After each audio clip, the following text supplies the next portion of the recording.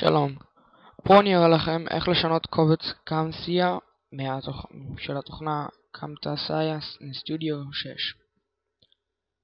אוקיי, מה שאתם עושים, שאתם רוצים לעלות סרטון ליוטיוב מקמטסיה סטודיו, זה הפורמט של התוכנה לא נותן את זה.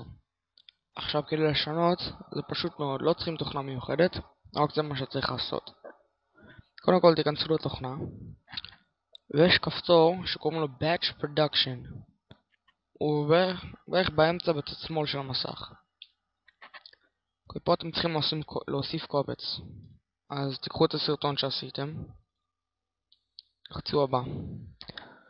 עכשיו פה Use one production present for all files and project. מה שאתם צריכים לעשות, אתם רוצים לבחור למה אתם עומדים לעשות את זה. אם אתם רוצים לצרוב את זה על דיסק, להעלות את זה לאייפון, לאייפוד.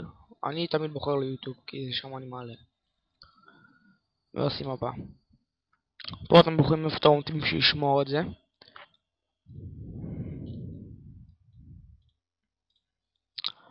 ואז יש לכם פה שתי אפשרויות. להראות את התוצאות.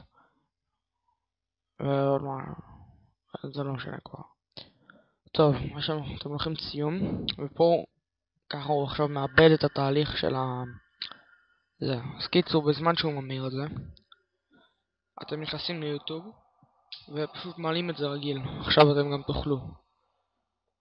טוב, מקווה שאהבתם את הסרטון.